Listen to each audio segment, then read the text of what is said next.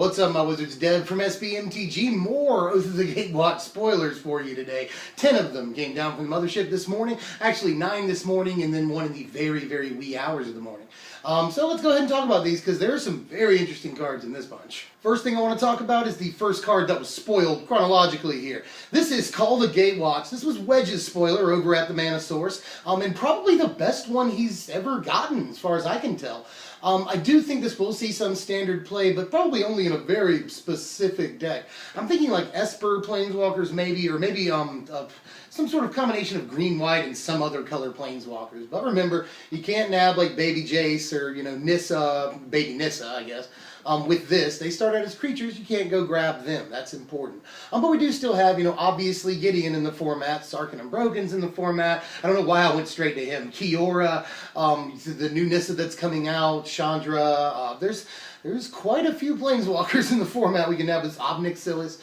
So it's probably a decent card for some sort of standard Super Friends deck. But does it go into like modern Super Friends? Maybe. A tutor for a Planeswalker is probably good, but this just conjures up visions of like Sarkhan's Triumph. And I know some people like Sarkhan's Triumph. This didn't really see much standard play. In a format full of viable, important targets for it, it really didn't see much play. So I'm a little worried that this isn't going to see the play that it looks like it's going to see, but we'll have to wait, because I do think this will at least be a 1 or 2 of in certain decks. But again, we'll see. This is Linvala the Preserver. A little bit of buzz about her today. Will she be standard playable?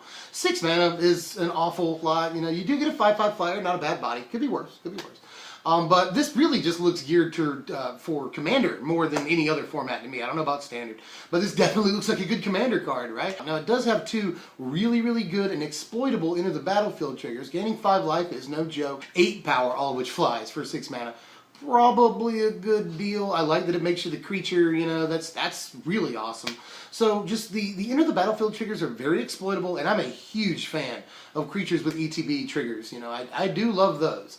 So I do think it's exploitable. We'll have to see. You know, we don't have much in the format right now, like that blinks, you know, very well. So again, we'll have to wait and see. But even if you're just like looping this with Den Protector or something like that, that seems good. But they have to have more life than you. They have to have more creatures, which shouldn't be that hard. Seems like decent in mid-range decks and even control decks. Some people are saying control finisher.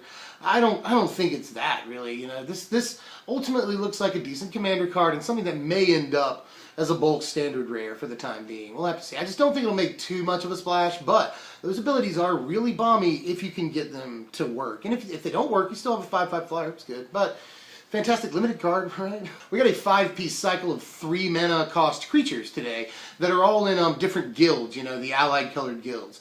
And some of them are pretty interesting, but let me start with sort of the more limited sealed and draft fodder first. This right here is Relentless Hunter. Relentless Hunter, pretty interesting. You know, they've made these all look at least playable, and I think they are all playable on the budget level. Definitely. I'm going to be making a lot of budget decks with like all 5 of these creatures. So I can see this guy going in like just a, you know, very cheap green-red aggro deck. He may be an effective guy. Not a terrible 3-drop, but really geared for limited play, you can tell, as a lot of these are. This is Joraga or Yoraga Auxiliary. I actually think this is cool because it has 3 very, very relevant creature types. I'm not sure how relevant that'll be in Standard. You know, Standard Elves probably doesn't want this. It doesn't necessarily want to play white, unless it's Rallying the Ancestors. But even then, I don't think it makes room for this card.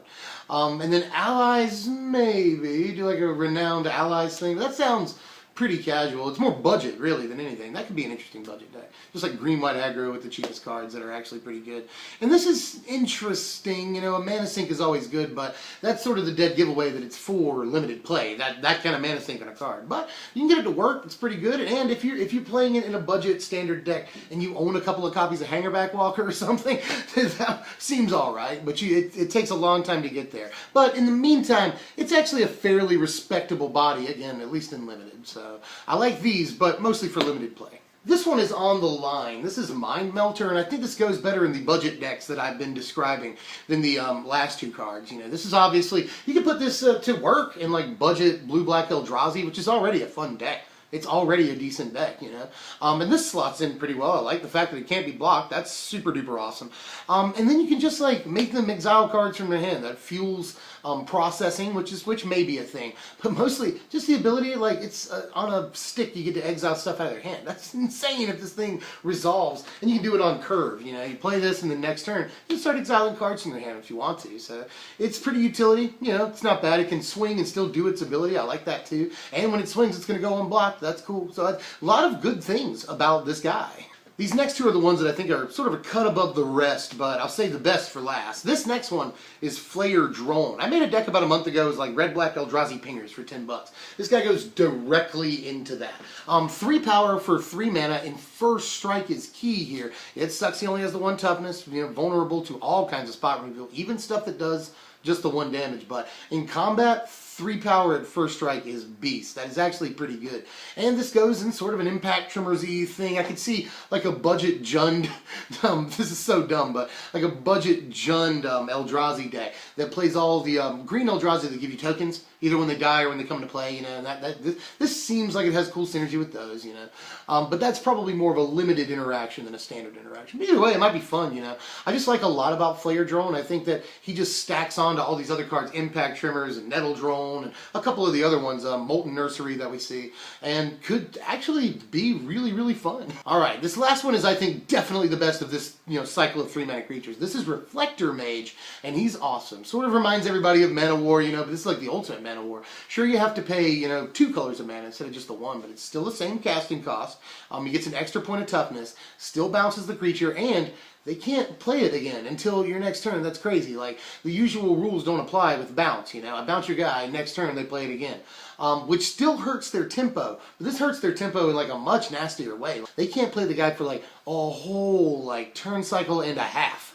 That's really, really, really awesome. I think that this guy, more than the other cards, is great in these like budget decks. And the budget blue-white tempo deck is totally available thanks to this guy. Like Harbinger Tide, Stratus Dancer, and a couple of other cards, you know. I could definitely see. I've already done mono blue tempo, and I love that deck. Just add white, throw in Reflector Mage, and you've got yourself a fantastic 3-drop, you know. I was using Halimar Tidecaller. This looks a lot better, an incredible tempo play, even at standard, I think. And I'm not going to say it's going to see all the standard play, but in the decks that I make for the channel, the budget decks, I think this is going to see quite a lot of play and will do some work in testing. I really can't wait to test this guy. This right here is Dominant Will Eldrazi, which is probably going to be changed due to translation. I could probably see that. But Dominant Will Eldrazi, which I hope it doesn't get changed, that sounds so awesome, is actually pretty cool. It seems slightly pushed, you know. I love that they gave it haste. That seems like they're pushing it a little bit. And I do think this might see some, but not very expansive standard play. But I might eat my words there because the effect is really desirable. Not only does the guy you still have haste, this has haste. I mean, you're just dealing a ton of damage all out of nowhere on turn 5, which I think is really good. You're stealing a blocker, their biggest guy, and swinging in with everybody. This could be an interesting, like, play for red aggro decks. So there's a lot going for this card. We'll just have to see. I'm interested to test with it. This is Vile Redeemer right here. I actually think this is a much better card than it just looks like at first glance, you know. 3 mana, 3/3, 3 power, 3 toughness. That's awesome. With Flash. I love Flash creatures, and I'm super glad that we got one in this form. Not only does it have Flash, very, very important ability right here. You can pay an extra just colorless, straight up colorless mana when you play it, and it saves you from mass removal in some ways, you know. All your guys that died this turn will become 1/1 Scion tokens, you know. I think that's really, really cool right there. Just a lot of interesting applications, and again, in budget decks, I think this might be a thing. I'm not really sure how, well, he might actually be insane in standard, but only as sort of a sideboard card, you know. This is Remorseless Punishment. I'm actually pretty excited about this card. It could be total, absolute junk, or it could be amazing. Of all the cards I've talked about being excited to test with today, this I am the most excited with. For some reason, it reminds me of like a child's version of Cruel Ultimatum, you know, which is one of my favorite cards like ever, bar none. I love Cruel Ultimatum. Love Toast. So, but Remorseless Punishment just seems like a card in a similar vein to me, and it makes them, you know, it forces them to make decisions. The card looks so intriguing to me, and I really can't wait to see what it does. I'm not going to say, you know, we'll play a 4 of and everything, but I definitely think this is one of the more innovative cards that I've seen in a really, really long time, and I love that it gives them the chance to screw up. You know, that's cool, and in certain metas that can be awesome. I'm not saying, you know, metas with bad players, but this will probably be better at the local level than it will at the tournament level, is all I'm saying.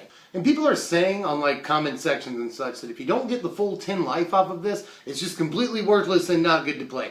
I don't believe that at all, honestly. Even if you just get like 2 creatures or 1 discard and a creature off of it, that's awesome. And obviously I don't have to tell you, if they don't have cards to discard or creatures to sack, then they have to take the 10. That seems pretty good, but I'm not only after just the 10 life here. Every option on the card is good when it happens. Remember earlier when I said that only 10 cards were spoiled today? Well, that was the case, but in the middle of editing here, they've released a card at midnight on the 31st.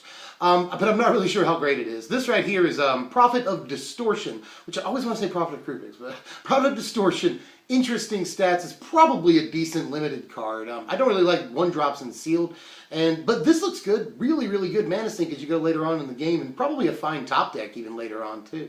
So not, you know, it's not like it's the best card ever. I don't know if it's going to see like any standard play, but in like the Eldrazi deck, like blue-black Eldrazi, I probably like it more than Sludge Crawler. At the end of the day, I'm just not seeing much standard playability, although it is a 1-drop that is relevant when you top deck it later on. That's kind of cool. Well, that's all the spoilers for today, a whole 10 of them. There will probably be more tomorrow, so keep checking up. Happy New Year to all my wizards out there, and I'll see you next time. Thanks for watching.